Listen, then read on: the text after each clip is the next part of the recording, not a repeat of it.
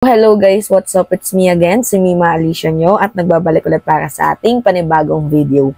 So ngayon nga po mga minamahal, pag-usapan natin yung mga banat ng iilang kongresista na siyang binanatan din pabalik ni former President Duterte patungkol nga po sa hindi pagdalo. 'Di ba alam nyo na yon na hindi dumalo noong November 7, itong si former President Duterte doon sa House Quad Committee. So, natural, babanatan siya ng ilang mga kongresista kasi napaka-unfair. Sa Senado, dumalo siya.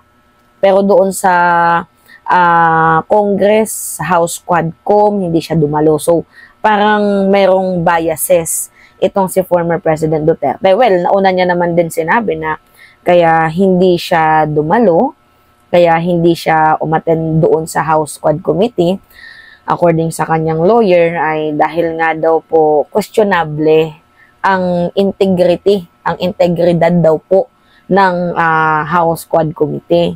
Questionable nga ba or baka wala ka lang talagang kakampi doon? 'Di ba? Palusot na lang talaga yan ni former President Duterte. So ngayon nga po mga minamahal, meron pong paprespon ang Davao Media kay former President Duterte. Kasi tinanong siya ni Paduano. Ang sabi ni Paduano sa kanya, ni-real talk siya na hindi ka sumipot kasi natatakot ka. Ni-real talk siya, mga minamahal ni Paduano. Siguro ata, kaya gawa din ng nagpa-media siya kasi para sagutin yung mga issue na nire-raise patungkol sa kanya. So, kabilang na nga din dyan mga minamahal yung palusot niya na mamaya pag-usapan natin yung wala daw siyang pamasahe. So, ngayon nga po, ito, pag-usapan natin yung naging sagot niya mga minamahal sa pag-real talk ni Paduano sa kanya. Pinagmumura niya. Ang House Code Committee, to be exact, ang sabi niya pa nga, sisipain niya daw lahat ng mga na doon.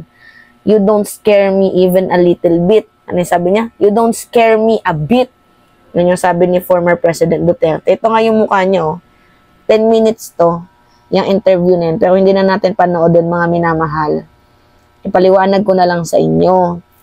Actually, kung babasahin natin yung mga komento ng ng mga Pilipino, sabi nga dito, hindi ka na nga makahakbang, maninipa ka pa. kasi yung dito, yung caption dito, sisipain ko sila. Duterte lashes back at House Quadcom. Calls members idiot. Dinawag niya pang mga tanga ang House Quad Committee member. Bukod sa tinawag niyang tanga, sisipain niya daw mga minamahal. Ako naman, tawang-tawa din ako. Hindi na nga din nakakalakad to ng maayos. Utal-utal na nga din magsalita. Nagmumura pa. Tapos maninipa pa. Diyos niyo naman. Ano ba naman itong si former President Duterte? Parang sinasaniban talaga ng mga jijimonyo, no? Imbis na harapin na lang yung tanong ng taong bayan, 'di ba? Para matapos na. Wala, ayaw talaga mga minamahal, talagang matibay yung bungo din ni Digong, 'di ba?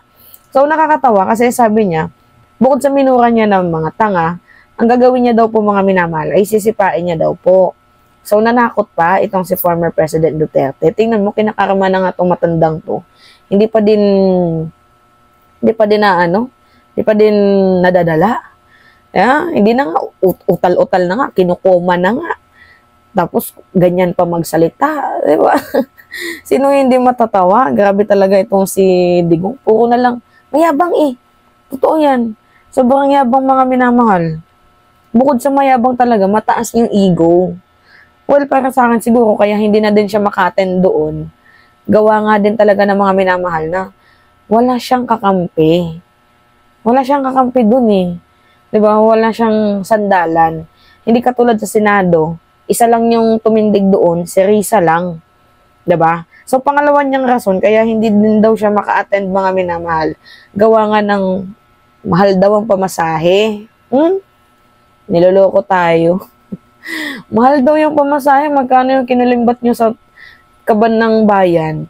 Magkano yung pera ni Sara Duterte? Yung sa 125 billion confidential funds na hindi maipaliwanag kung saan ginastos, doon pa lang paldo-paldo na kayo sa confidential funds mo, sa kinita nyo sa Pogo, yeah, sa droga, di umano. So, paano mo nasasabing walang pamasahe? Alam nyo, yung palabas talaga nila sa Pilipinas, sila ay makamasa, sila ay mahirap. Diba? Para tangkilikin sila ng Pilipino. Ganon yung ano nila, yung gusto nilang ipamuka, mga minamahal. Yung parang poorest of the poor din sila. Nagbe-birthday, walang handa, yung mga ganon. Sino niloloko ninyo? Ano akala nyo sa Pilipino tanga? Ah, ano na nga kami, mahirap na nga kami, ginagawa nyo pa kaming mangmang. Huwag naman ganun. So, sa madaling sabi, kaya hindi siguro umattend, itong si former President Duterte, naduduwag. Yun lang naman talaga mga minamahal, naduduwag. Oh, kung hindi makapunta dahil sa walang pamasahe, mag-donate ako. Airplane ticket. Yeah? Mag-donate ako. Magkano ba yung ticket ng Davao to, to Manila? Yung mga bayaran vloggers nga nila, always nagta-travel para makapunta lang sa EDSA eh. Diba? Oh, kung sila, nabibigyan ng pamasahe, ba't kayo wala? So, sige, mag-fundraising tayo mga minamahal. Ibigay natin, magbigay tayo ng pang-ticket ni former President Duterte, back and forth. Tayo na din yung sumagot sa accommodation, sa mga hotel, para walang masabi. Na, sige nga, sino yung mga gusto? Comment nyo. Sino yung mga gusto? Sino yung mga gusto? I-comment nyo nga, sino yung mga gustong mag-donate, kahit piso-piso. Piso para sa pamasahe ni Digong. Ako, mga minamahal, kaya kong sagutin yan. Kung medyo hindi naman mabigat sa bulsa, sabihin na natin, 10,000, back and forth. Tapos hotel, 3 araw, sabihin natin, mga 10,000, 20,000, mag-ipon-ipon tayo, gaano kadami yung subscriber natin. Diba? 200 plus na tayo. Diba? 220k. Kahit yung 20k subscriber lang dyan, magbigay ng piso-piso para sa pamasahe ni Digong. Diba? Para maka-attend sa House Quadcom. Diba? Kaya takot lang talaga. Pag gusto, maraming paraan. Alam niyo yan. Pag ayaw, madami rin naman talagang dahilan. Diba? Sabi ng comment, humingi ka kay Senator Bongo, paawa effect para kumita pa. Nagamit yun na naman yung puso ng Pilipino. Totoo. Ang mga comment dito, binabasa ko, has no money, a former president, living on his retirement pay. Come on. Commission on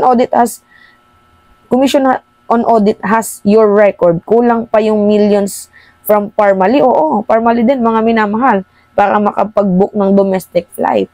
Kasi hindi daw siya makaka-attend kasi wala nga daw siyang pamasahe. Miyo naman, niloloko tayo no? Anong tingin sa atin? Tanga? Niloloko? Grabe naman. Palusot na lang talaga yan. Takot Diba? Alright, so yun po, mga minamahal, let's me again, sinimali siya nyo, at nagbabalik ulit para sa ating panibagong video.